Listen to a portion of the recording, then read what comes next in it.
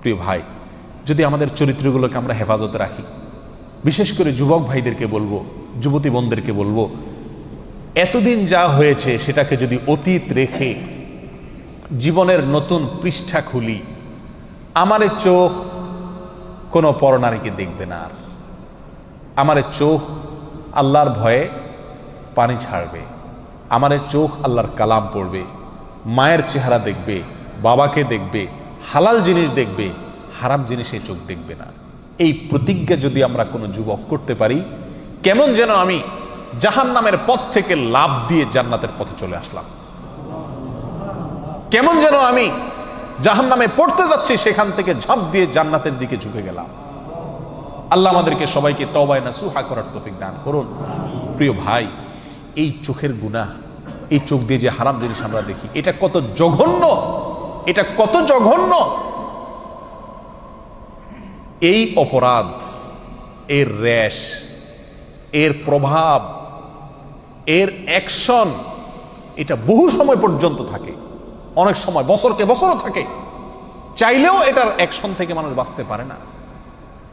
আপনি একটি অন্যায় কাজ করছেন, একজনকে একটা গালি দিছেন, এটার আর রেশ থাকে না, বরং পরক্ষণে মনে উঠলে খারাপ লাগে যে লোকটাকে গালি দিলাম, ঠিক না বেঠিক? আপনি একজনের প্রতি অবিচার করছেন, সাময়িক অবিচার করছেন, অন্যায় করছেন, শেষ হয়ে গেছে, শেষ। কিন্তু আপনি চোখ দিয়ে একটা হারাম জিনিস দেখছেন, সেটা মোবাইলে হোক, টেলিভিশনের পর্দায় হোক, সিনেমার পর্দায় হোক, কাগজে প্রিন্ট করা হোক, অথবা রাস্তাঘাটে হোক, এই হারাম জিনিসটা দেখে আসার পরে আপনি নামাজে দাঁড়াইছেন, ওযু করে সেজদায় গেছেন, আল্লাহর সবচেয়ে কাছাকাছি চলে গেছেন সেজদায়, ঠিক না বেঠিক? বান্দা সবচেয়ে আল্লাহর কাছে যায় কখন? যখন সেজদায় থাকে, তখন আপনি সেজদায় গেলেন। প্রিয় ভাই আমার, আপনার চোখের সামনে তখন ভাসে উঠে ওই মহিলা যাকে আপনি দেখে আসছিলেন, ঠিক না বেঠিক? এমনও হয় মাসকে মাস চলে গেছে, বছরকে বছর চলে গেছে, কিন্তু সেই গুনাহের স্মৃতি মাথায় ভেসে ওঠে। আপনি আছেন সেজদায়, করতেছেন আল্লাহর ইবাদত, কিন্তু আপনার অন্তর গুনাহ করতেছে, অন্তর জেনা করতেছে। নামাজের মধ্যে আপনি জেনা করতেছেন, রোজা রেখে আপনি জেনা করতেছেন, ঠিক না বেঠিক? এত জঘন্য গুনাহ এই চোখের গুনাহ। প্রিয় ভাই, এগুলো হলো বর্ডার। একটা দেশের যেরকম কি থাকে, বর্ডার থাকে না? বর্ডার যদি বেদখল হয়ে যায়, তাহলে রাজধানীও কি হয়ে যায়?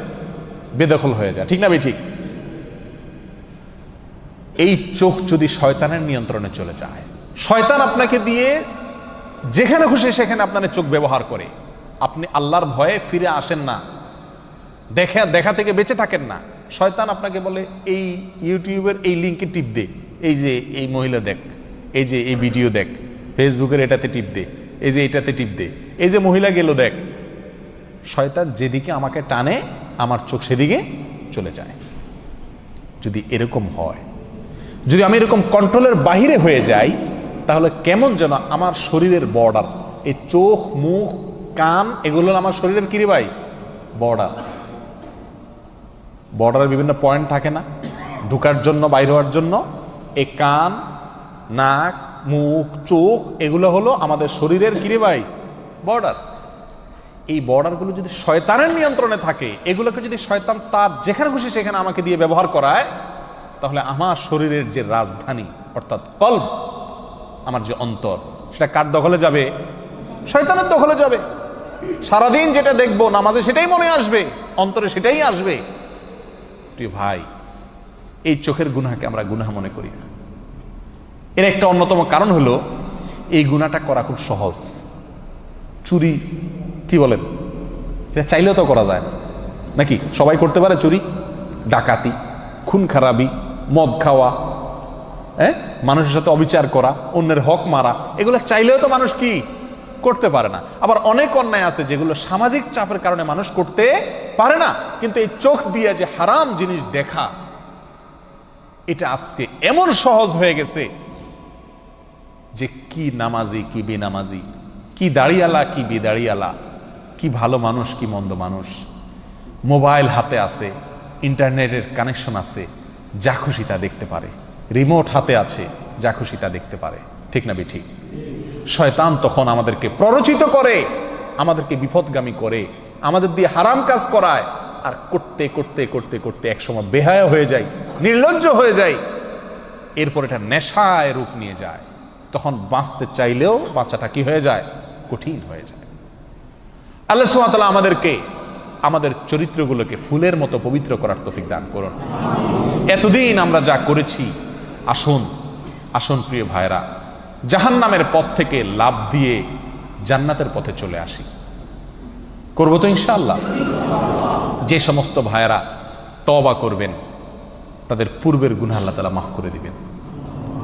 অতীতে আমরা যা করেছি সেটার জন্য আজ তওবা করি। আমার এই চোখ দিয়ে আমি হারাম জিনিস দেখব না। প্রিয় ভাই, দেখার যে জ্বালা, দেখার যে স্বাদ, এই চোখ দিয়ে আমি হারাম জিনিস দেখলাম, হারাম মহিলা দেখলাম, হারাম মেয়েদের দিকে তাকালাম, সেটা মোবাইলে হোক, টেলিভিশনে হোক, কাগজে হোক, বাইরে হোক, সরাসরি হোক, আর যেভাবেই হোক, এই দেখার ফলে একটা নগদ মজা পাই আমরা, তাই না? আপনি একটি মুহূর্তের জন্য একটু আপনার এই মজাটাকে আল্লাহর জন্য কোরবানি করে দেন। আপনি দেখতে পাচ্ছেন একটা ভিডিও লিংক আপনার সামনে আসছে, টিপ দিলেই আপনি দেখতে পারবেন কেউ নাই। আপনি মনে করছেন যে আল্লাহ তিনি আছেন, দেখছেন। আল্লাহর ভয়ে আপনি ওখানে টিপ দিলেন না, ওইটাকে ইগনোর করে চলে গেলেন। সঙ্গে সঙ্গে আপনি ইনশাআল্লাহ অন্তরের ভেতরে ঈমানি স্বাদ অনুভব করবেন। ঈমানি স্বাদ করে দেখেন, করে দেখেন, আপনার মনের ভিতরে একটা খুশি আসবে যে আমি আল্লাহর ভয়ে এই একটা হারাম কাজ থেকে বাঁচতে পারলাম, আমার ঈমানের পাওয়ার একটু বাড়ছে। কি বলেন? পরীক্ষা করে দেখেন প্রিয় ভাইরা। আল্লাহ সুবহানাহু ওয়া তাআলা বলেন, ওয়া আম্মা মান খাফা মাকামা রাব্বিহি ওয়া নাহান নাফসা আনিল হাওয়া ফাইন্নাল জান্নাতা হিয়াল মাওয়া। জান্নাত কোন সব লোকদের ঠিকানা ভাই? কাদের বাড়ি?